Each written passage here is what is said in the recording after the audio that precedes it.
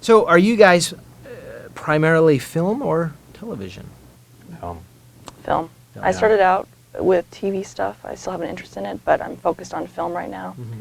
And then Steve and I have other side projects with our short film group. And I have some book projects I'm working on. So, But yeah, film. Film is our... I always think that I think I would love to work in TV because I'm sort of naturally collaborative. I enjoy that a lot, and sitting in a room with a bunch of other writers and just talking about story would be awesome. Oh. And plus also, being a type A control freak that I am, the fact that in features the writer is often used and then tossed, and being kind of spoiled from making short films with our group, being on set all the time, being able to really collaborate, not be in control, but to collaborate with the director who has to make decisions, and he's, hey, what about this, what about this, what about this, and we can bounce things off of each other. That's great, and you get more of that in TV. You get more actual say in how things are done in television. The trouble for me is I have trouble writing in other people's voices.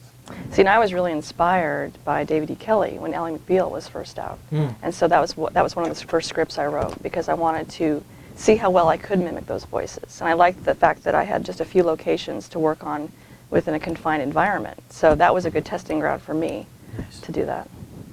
But for now, film. Okay, this is a good question. I always like this one.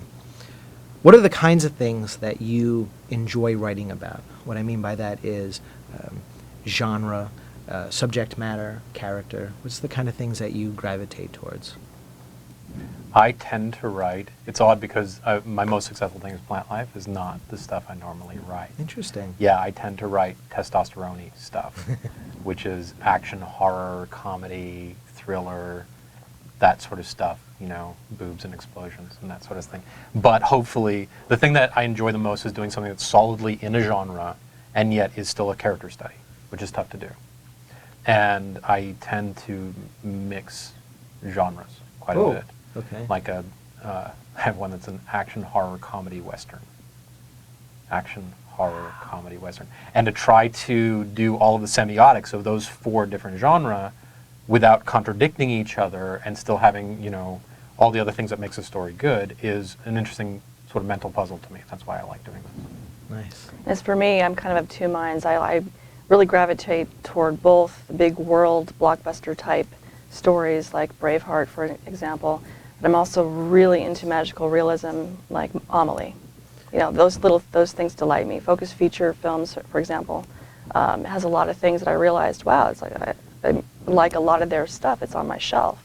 And I started to realize that's what it has in common, were these little quirky character studies, but I still have a love for the big world as well. So that's the attraction to things like Pirates and Braveheart, like I said. So. Very nice. Cool. Okay. All right. This is something that I'm sure a lot of the new writers are going to want to hear about to help them in their developing craft. What is your writing regimen? How do you guys approach writing to make sure you get results in a certain period of time? We try not to kill each other? No. Yeah. No, that was at first. It sort of was like that. We wanted to work together, but yet we started butting heads. Well, our styles, our actual on-the-page style and also our work habit style are quite different from each other, and they still are. Yeah. And that's fine, because it's not you got a development deal, it must mean something. Right. Yeah, well, exactly. The thing is that we also went into this saying, look, we kind of don't know what we're doing, but whatever happens with this, we're going to do this together. We're not going to be those people down the road that are in the court fighting about something, because we don't have time for that. We're committed to our story and our craft, and we're above that. We figured we'd get through whatever came in our path. Right. As far as writers go. I think when you're dealing with a lot of times when you're doing these things, you're talking to guys who are doing nothing but writing, which is different. We both were able to quit our jobs because of the beginning of the Disney deal, but we both have day jobs again now. And so now it's catch as catch can. Mm-hmm. I know for me, when I was doing nothing but screenwriting and some producing and not having a day job, there was a whole lot of World of Warcraft going on that there shouldn't have been. Yeah. There was a certain amount of napping happening.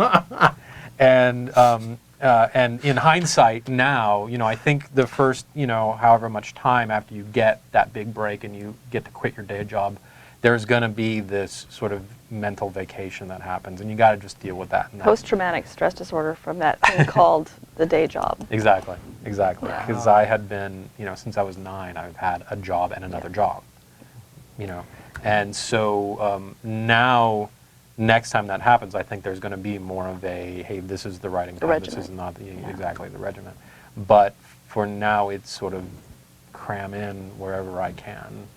But to really answer your question, though, too, we started out where we would just have to sit with each other for every single word. Mm-hmm. And, either he would type or I would type, but, a word didn't hit the page unless we were both there looking at it. That's how the Coen brothers work.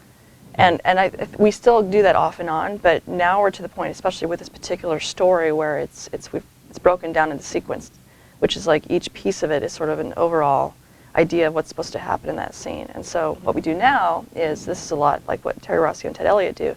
They will take certain scenes on their own, write the scene, and then throw it back to the other writing partner, who then goes through it, and whatever survives in that pass and comes back to you, is yours to, again, reevaluate, and you just keep going back and forth and push, pull. Once you know what you're trying to get to overall in that sequence, you're trying to improve upon each other's work. And, we've come through so much in learning about each other's writing style that we finally trust each other enough to do that. And sometimes I'll notice, particularly when he's taken something out that I've written, and other times I don't.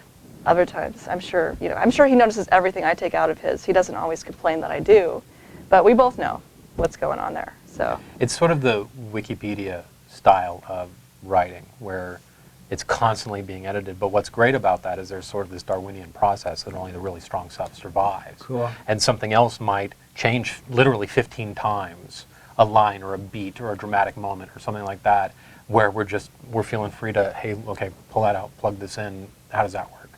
And so eventually what happens, when it works well, is that your first draft is a 15th draft before you even show it to anybody else.